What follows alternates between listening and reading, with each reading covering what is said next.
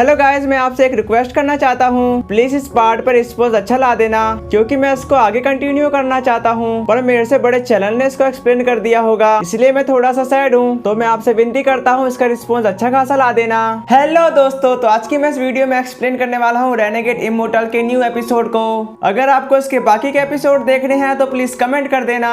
1000 साल पहले दाओमिंग how domain यूदा का सबसे बड़ा ट्रेजर मुझे भेजा गया, पर उनकी लापरवाही की वजह से वो ट्रेजर कहीं और ही चला गया। फिर वो एंशिएंट ट्रेजर फेरीलैंड जा पहुंचा, जिसको हासिल करने के लिए सारे सेक्ट एक दूसरे के खिलाफ हो गए। जिसके बाद हम वहाँ पर हाई रैंक के पर्सन को देखते हैं, जिसके पीछे गोल्ड लेवल के एल्डर पड़ चुके थे, पर वो काफी मशक्कत के बाद भी उन एल्डर से नहीं बच पा रहा होता है। लेकिन वो एंशिएंट ट्रेजर गलत हाथों में जाने नहीं दे सकता था। जिसके बाद वो एल्डर उस पर एक के बाद एक अटैक करे जा रहे थे, पर वो पर्सन उनके अटैक को डोज करने के साथ उन पर अटैक करने की कोशिश करने लगता है। तभी वहाँ पर एक गोल्ड कहने लगता, सीतू तियानजी पर्ल वो ऐसी पर्ल नहीं है जिसका तुम लालच कर सकते हो। जो सुनकर वो पर्सन कहने लगता, अपनी बकवास बंद करो, तुम इस पर्ल को मेरे से ऐसे नहीं ले जा सकते। मुझे अब सुजाको किंगडम के बेस्ट मास्टर की याद आ रही है, जो दाई सुजाको डिवीजन में रहते थे। पर ये आउटर टेरिटरी के स्ट्रॉन्ग लोग जो मुझे मारने के लिए मेरे पीछे पड़ गए, इसे इस लाइफ का पिलर नहीं माना जा सकता। जबकि दूसरी तरफ एक सैंड कहती है, अपनी जान बचाने के लिए हमें तियानी पर्ल दे दो। जो बात सुनकर हमारा हीरो कहता, यदि मैं मर भी गया तभी भी तुमको यह पर्ल नहीं दूंगा। जिसके बाद एक एल्डर कहता, फिर तुम मरो। वो कहते उन सारे एल्डर ने एक साथ उस पर अटैक कर दिया था, जो देखकर हमारा हीरो एकदम फाइट करने के लिए तैयार हो जाता है और उन स्पिरिचुअल बॉडीज पर लगातार स्लैश अटैक कर रहा होता है। लेकिन इतनी मशक्कत के बाद भी उन स्पिरिचुअल बॉडी पे कोई भी असर नहीं पड़ रहा था। इसी के साथ ही उन स्पिरिचुअल बॉडी ने एक साथ उस पर अटैक कर दिया था। जिसके बाद हमारा हीरो एक फीनिक्स स्टैचू से टकरा जाता है, लेकिन सुजाको हार नहीं मानता और वो दोबारा से उठ खड़ा होता है, जो देखकर उन्होंने दोबारा से उस पर अटैक कर दिया था। और वहाँ पर एक एल्डर कहती है, अगर तुम मरना नहीं चाहते हो तो हमें वो ट्रेजर दे दो। जो सुनकर सुजाको उनसे साफ साफ मना कर देता है कि मैं तुमको यह ट्रेजर नहीं दूंगा। इसी के साथ सुजाको ने उन पर फीनिक्स बर्ड से अटैक कर दिया था, जो देखकर वो सैंड अपने स्पिरिचुअल पाइथन से उस पर अटैक करवा देती है। जिसे देखकर सुजाको अपनी पावर को इंक्रीज करने के साथ उसको अच्छी खासी टक्कर देने लगता है। लेकिन दूसरी तरफ एक एल्डर ने अपने स्पिरिचुअल टाइगर से उस पर अटैक कर दिया था, जिसका सामना करने में उसे काफी ज्यादा मुश्किल हो रही थी। पर वो कैसे ना कैसे करके उन दोनों को एक साथ ही टक्कर देने लगा था। लेकिन वो दोनों स्पिरिचुअल बीस्ट के सामने एक साथ नहीं टिक पाता। तभी वो काफी ज्यादा इंजर्ड होकर वहीं पर डिस्ट्रॉय हो चुका था, जो देखकर सुजाको को भी काफी ज्यादा इंजरी हो गई थी। जिसके बाद उन सारे एल्डर ने एक साथ सुजाको पर पावरफुल अटैक कर दिया था। उस अटैक के कारण सुजाको काफी ज्यादा दर्द से कतरा रहा होता है। देन सुजाको कहने लगता है, मैं इन कमीनों के हाथों में एंशिएंट ट्रेजर नहीं जाने दे सकता।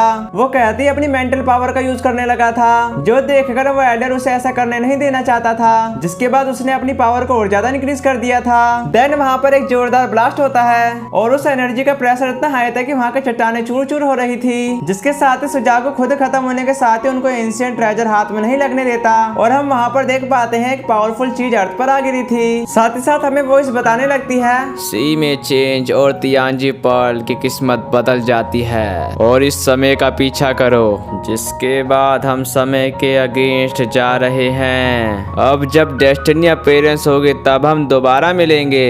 इसके बाद हम इस सीरीज के मेन हीरो ताइजू को देखते हैं, जो एक पोयम पढ़ रहा था। फिर हम ताइजू के घर के अंदर का सीन देखते हैं, जहाँ पर उसके डैड काम कर रहे थे। तभी ताइजू की मॉम उनको इतना काम करता देखकर उनके लिए खाना धर देती है, जबकि दूसरी तरफ ताइजू भी उनकी मदद कर रहा होता है। इसी के साथ ताइजू का डैड उसको बताने लगते, बस 3 दिन बाद इमोर्टल मीटिंग के लिए एक ट्रेडिशनल इवेंट होगा और तुम हमारे 100 कंट्री की इमोर्टल प्रोटेक्टिंग इफेक्टिंग करना और तुमको यह किसी भी हालत में करना होगा। और इसी के साथ वो दोनों एक साथ कहने लगते, फिजिकल और स्पिरिचुअल दोनों के लिए। तभी हम उनके घर के बाहर कुछ बदमाशों को आते हुए देखते हैं, जो आते के साथ ही उनसे कहने लगते, इस महीने का तुम ब्याज कैसे दोगे और मेरा उधार भी दे देना।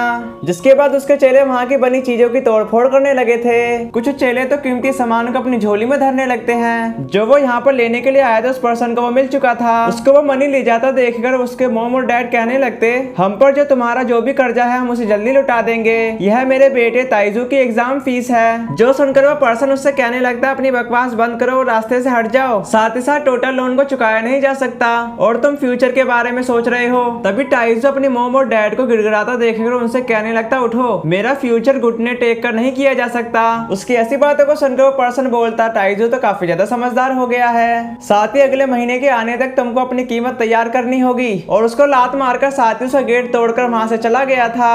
तभी दूसरी तरफ ताइजू का डैड रोते हुए कहने लगते, वांग फैमिली, तुम मुझे एक रखेल के दूसरे बेटे को बर्दाश्त क्यों नहीं कर सकते, लेकिन मेरा जस्टिस और कर्जा तो मैं करूँ तो क्या करूँ। तभी उसकी मोम कहती, आयरन पिलर के अगले साल की काउंटी एग्जाम में मुझे डर है क्योंकि तुम नहीं जा सकते। तभी दूसरी तरफ ताइजू सोचने लगा था, डैड और मोम की तो मैं मदद कर ही नहीं सकता, पर तैयारी के लिए बस 1 साल और वो वहाँ पर इसी परेशानी से जूझ ही रहे थे। तभी पीछे से किसी की आवाज आती है, ताइजू बड़ा हो चुका है और हम उस पर्सन को देख पाते हैं जो ताइजू के डैड का 4th ब्रदर था। अपने ब्रदर को देखकर ताइजू का डैड कहता, तुम यहाँ क्यों हो। जो सुनकर वो कहने लगता, तुम अभी भी एक कदम पीछे हो, पर ये और ज्यादा ही घमंडी हो चुके हैं। तभी वहाँ पर ताइजू ने उनको एक पानी का बाउल दे दिया था, जिसको वो लेने के साथ ही कहते हैं, मैं वापस जाऊंगा किसी इंपोर्टेंट चीज के लिए। साथ ही हैंग्यू किंगडम और झाओ किंगडम इंपोर्टेंट कल्टीवेटर का एक ही मेजर है और वहाँ पर अभी भी डिसाइपल रिक्रूट हो रहे हैं, पर इसका ट्रायल हार्ड होगा और हमारी वांग फैमिली के पास काफी कोटा है, इसलिए मैं बस ताइजू के लिए यहाँ पर आया था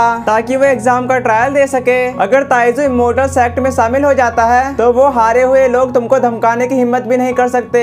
जो सुनकर ताइजू के डैड उसको बताने लगते, बेशक इमोर्टैलिटी कल्टीवेटर काफी अच्छा है, लेकिन मैंने यह भी सुना है इमोर्टैलिटी कल्टीवेशन काफी ज्यादा खतरनाक होती है। यह कुछ ऐसा ही है जिसकी हम लोग कल्पना भी नहीं कर सकते, जबकि मैं और तुम्हारी मोम इस पल कुछ ज्यादा ही मेहनत करेंगे ताकि तुम नेक्स्ट साल एग्जाम दे सको। जहाँ तक उन कर्जों का सवाल है, अभी 10 या 20 साल होंगे। जो सुनकर ताइजू घुटने के बल बैठकर उनसे कहने लगता, डैड मोम इस साल कोई भी बहाना बनाने की जरूरत नहीं है, लेकिन घर में अभी भी काफी ज्यादा बदलाव हैं और आपका बेटा यह नहीं चाहता कि दूसरे लोग आपको परेशान करें। साथ ही मैं यह भी नहीं चाहता आप ज्यादा मेहनत करो, मैंने पहले ही सोच लिया है, पर वहाँ जाना आसान नहीं होगा, इसलिए मैं ट्रायल में अपना बेस्ट दूंगा। ये बात सुनकर वो पर्सन कहने लगता, ताइजू को एक बार ट्राई तो करने दो।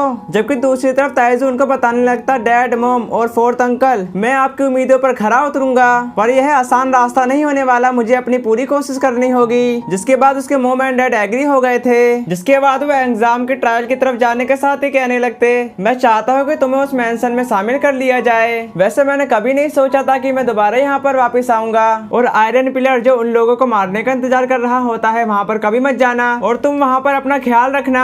अगर किसी भी चीज की जरूरत पड़े तो हमको इन्फॉर्म कर देना। उनको अपने लिए इतना फिक्रमंद देखकर ताइजू कहता, डैड चिंता मत करो, मैं वहाँ पर अपना ख्याल खुद से रख सकता हूँ। इसी के साथ ही वो गेट की तरफ जाने लगते हैं। साथ ही साथ वहाँ के वॉरियर ने वो गेट भी खोल दिया था। उनमें से एक वॉरियर उनको देखकर कहता, 4th ब्रदर और ताइजू यहाँ पर। इसी के साथ ही ताइजू अंदर की ओर चला गया था। जिसको आता देखकर वहाँ के पर्सन कहने लगते, ताइजू बचपन से ही होशियार रहा है, उसकी तो मैं क्लास में बराबरी भी नहीं कर सकता था, और यहाँ तक मेरे को पता है कि ताइजू वहाँ का टॉपर भी था। जबकि दूसरी तरफ एक पर्सन ताइजू से कहता, ब्रदर ताइजू आप यहाँ पर आ गए। जिसे देखकर ताइजू कहता, ओ तुम भी यहाँ पर ट्रायल देने के लिए आए हो। तभी हम वहाँ पर एक पर्सन को देखते हैं जो कहने लगा था, इमोर्टल आकर डेसिपल को एक्सेप्ट करेगा। साथ ही साथ इम्पोर्टेंट बात यह है कि इमोर्टैलिटी बहुत कम बंदों में होती है, मेरे हिसाब से ज्यादातर लोग तो इसमें बाहर होने वाले हैं। जो सुनकर वहाँ के लोग कहने लगते, यह तो बड़े सेक्ट से बिलोंग करता है, हमें इससे थोड़ी दूरी बना के रखनी होगी। तभी वहाँ पर एक पर्सन कहता, यह डेंग्यू सेक्ट का मास्टर डियोंग क्यू है, इसी से तो मुझे वांग फैमिली के 3 प्लेस मिले हैं। जिसके बाद हम स्काई में एक पर्सन को देखते हैं जो उनकी तरफ ही आ रहा था, और उसके वहाँ पर आते के साथ ही लोग कहने लगते, देखो इमोर्टल आ गया।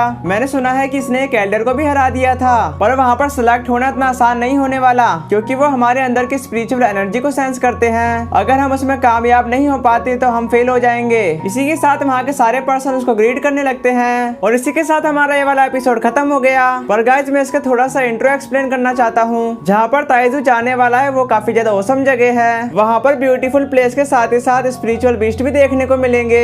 सबसे ज्यादा तो ताइजू ड्रैगन देख के हैरान हो जाता है, और हम नेक्स्ट सीन में देखेंगे कि ताइजू उनके साथ शामिल हो पाएगा कि नहीं। और सिलेक्शन खत्म होने के बाद वहाँ पर एक कंपटीशन जारी कर दिया गया था, जिसको पार कर पाना काफी ज्यादा मुश्किल था। उस कंपटीशन के दौरान कुछ लोग हारे भी जा रहे थे, पर ताइजू वहाँ पर कैसे न कैसे करके टिका रहता है, और वो इतना ज्यादा इंजर्ड हो चुका था कि उसकी सारी एनर्जी खत्म हो चुकी थी। पर ताइजू तभी भी नहीं हार मानता, क्योंकि उसको डैड और मॉम की नजरों में खरा उतरना है, इसलिए वो वहाँ पर लगातार बढ़ता जा रहा था। लेकिन वहाँ पर उसके लिए ऐसा मोड़ आता है कि आगे बढ़ना भी काफी ज्यादा मुश्किल था, जिसे देखकर वो अपनी बॉडी की परवाह किए बिना वो आगे बढ़ता जा रहा होता है, और उसने लास्ट में उसको पूरी तरीके से पार कर लिया था। जिसके बाद हमें हेवन जैसी जगह दिखाई जाती है जो देखने में काफी ज्यादा खूबसूरत थी, और ताइजू वहाँ पर आके रुक जाता है क्योंकि आगे जाने का रास्ता ही नहीं था। क्या ताइजू उस मेंशन के अंदर जा पाएगा, और उसने अपने डैड और मॉम से किया वादा पूरा भी कर पाएगा कि नहीं? नहीं वो हम नेक्स्ट पार्ट में जानेंगे।